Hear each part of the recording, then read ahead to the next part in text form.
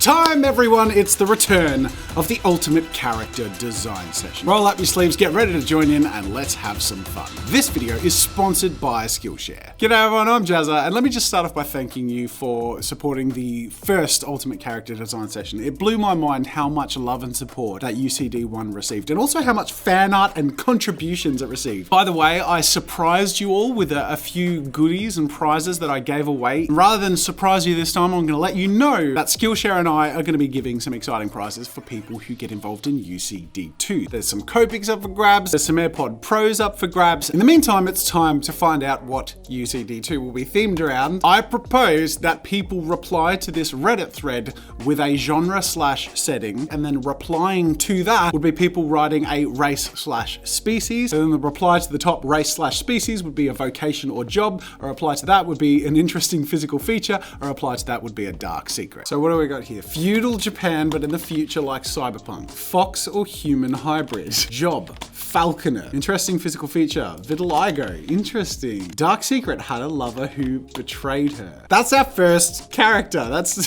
certainly an interesting character. Very cool. All right, what's next? God, home, race. Mountain has magnificent continent. Race, angel, skies, historian, except this character uncut 2058. Domed center. We've got 6 to pick from. Oh my god, why am I so excited? All right, it's time to roll some dice. Let's do it. 3! A continent that floats in the sky.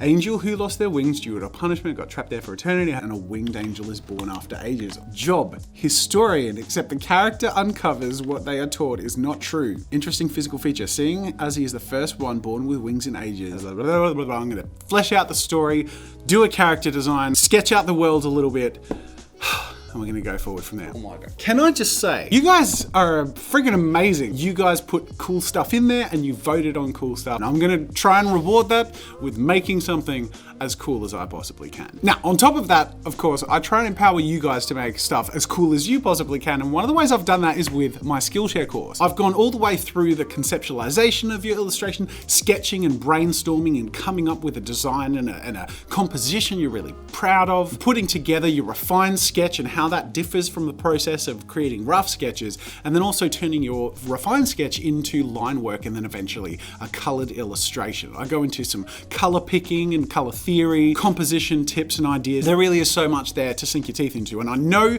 if you want to get involved in UCD1 or UCD2, that's going to be one of the best ways you can do it, because it really is centered on illustrating your world and your story and your character the best way possible. And I really didn't hold back in the amount of information and depth I added to it, and that's one of the awesome ways that Skillshare has empowered me to give you as much as possible in your creative journey. And that's just my class. There are over 30,000 classes on illustration, drawing and design, animation, business, loads more. So go check out Skillshare, and you can, if you're one of the first 1,000 people to check out the link in the description, get access to Skillshare for free to watch my class and empower yourself to participate in UCD or just build your profile and your skills. But more importantly, experience Skillshare and their thousands and thousands of classes that will enable you to empower yourself to do anything you want. So I'm going to spend quite a lot of time seeing how much I can shape this floating sky continent character into something we can all get behind and build and make even cooler than it already is. It's time to set about creating the world and story of my character and settling into a little bit more of the detail. Now, like I mentioned in the last UCD, I've just learned more and more how much it matters that you really shape and make the story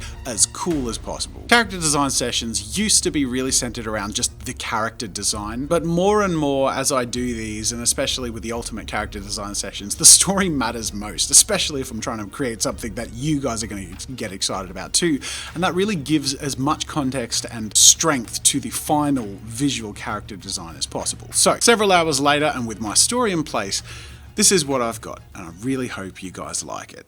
Our setting and story begins in a world with a god by the name of Asala, who is incorporeal, and is the god of the world called Morta, inhabited by mortals. See what I did there? Anyway, for hundreds of years, she used heavenly messages to interact with these mortals.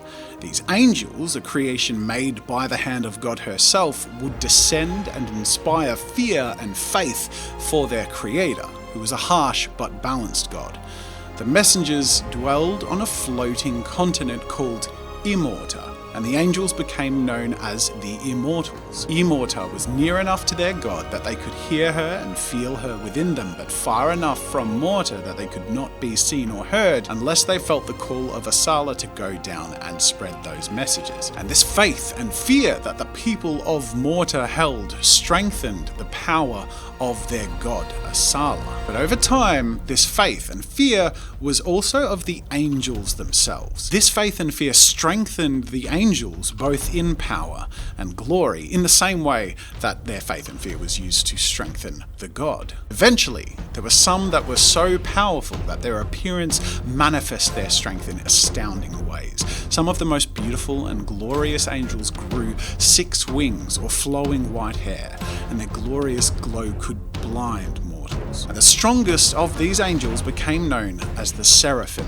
And while at first Asala took pride in the growth and beauty of her creations, eventually, even God herself began to fear what they could become.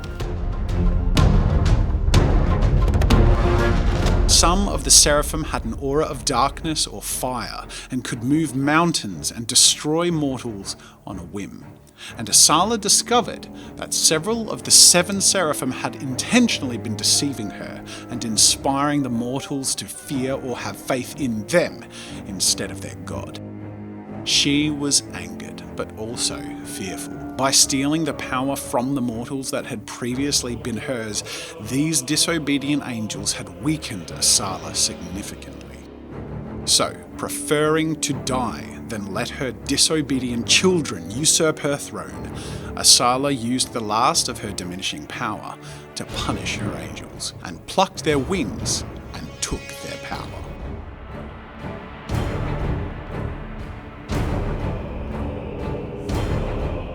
Many of the angels and seraphim were in the sky and immediately fell to their deaths. Some were close enough to the ground on Morta that they landed or survived, but the mortals killed all that they found, believing them to be cursed or forsaken, and some because they were jealous or fearful. The few that survived dwell on Immorta, the floating land far above the earth below. They could not reach the mortals below, for they had no wings to fly, and they could no longer hear the voice of God, nor feel her presence, for they had killed her in their disobedience. Life on the floating continent of Immorta went on, settled even into something of a mundanity, but although lost and forgotten to most, some of these secrets were dug up and discovered by an unassuming young studious boy on Immorta, who happened to have been born with some strange and small misshapen leathery wings. His name? Orion, and he is the unknown son of a seraphim. So that's my world and setting and the very beginning of the origin of Orion, the Seraphim's son character, on which I'm going to obviously base my character design. And I wanted to make a bit of a character that's really relatable, feels like a teenager or a young adult, someone who wouldn't look out of place in a library, but also harboring a bit of a secret and maybe something that would grow into a really strong power. I love the idea that he was born with horns and wings that were, I guess, attributes of one of his parents, but they began as very hard to notice, but as he grew into maturity started to be more pronounced, and he would hide them under a hood or wrap his chest and back so that his wings were tightly concealed from everyone else, because everyone else thinks that angels are extinct, a cursed part of their history. But the secret that Orion harbors is that he seems to be an angel, and perhaps his obsession with being in the library comes from trying to figure out why he has these strange things on his body, but also why they're different from the stories he'd heard of the glorious winged angels with wings like doves and glorious white glow.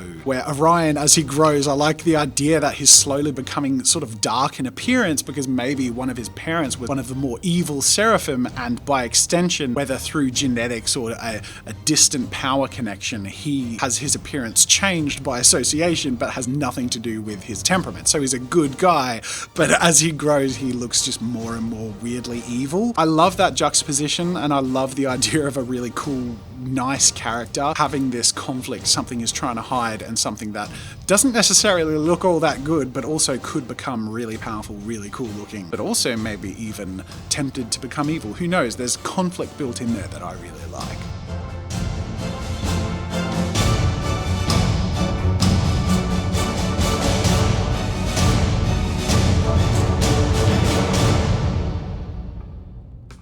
So after wrapping up 3 sketches of sort of 3 different stages of Orion's life, the early sort of carefree teenage age, the young adult in the library sort of studying what the hell is happening to him age, and then kind of one more conceptual, not necessarily solidified, but what he might look like if he were to sort of grow into full power or become a seraphim himself, or I don't know, maybe even what a relative of his would look like. I just wanted to create that opposite side of the spectrum so I could know how to find that balance in the middle. So at this point, I feel pretty ready to jump into my refined illustration of Orion, the son of the seraphim. Now, this is a point that it's really worth pointing out. There is a different mode of sketching I go into from the rough concept to the refined illustration. And this I cover in so much detail in my Skillshare class. So if you enjoy watching me create these concept sketches, it's all part of my process. I really divulge in there, and I know you're going to enjoy it if you want to get stuck into it yourself, and especially if you want to create a contribution to UCD 2 yourself. So go check that out. Links in the description. But without any further ado, it's time for me to dive into the refined illustration process of my final character design.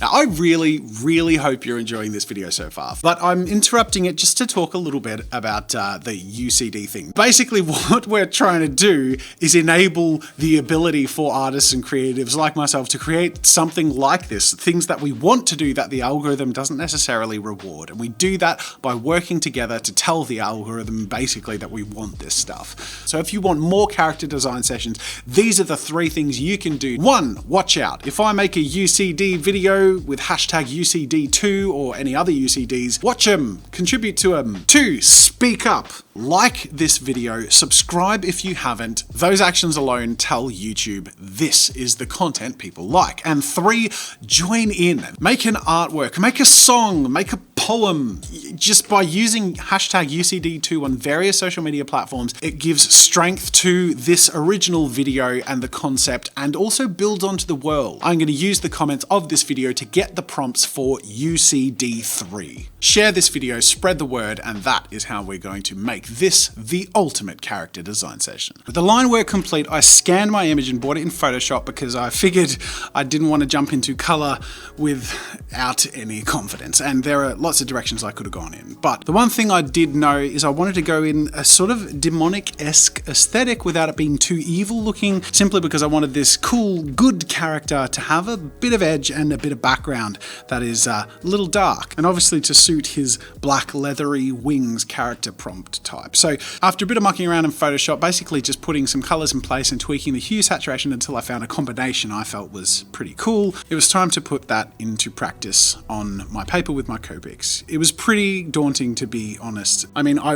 really wanted to make an impact and be dramatic, and the gradient from a light gold to a sort of deep reddish purple, all in the skin tone, to try and create some really intense contrast in lighting. As soon as I started putting the markers down, I was like, uh-oh, is this too much? Is this going to go too far? But I stuck with it, and I'm really glad I did, because just pushing myself that little bit extra, that little bit further, is something I think took me to a place I am really proud of. And I really hope you enjoy the rest of this journey with me.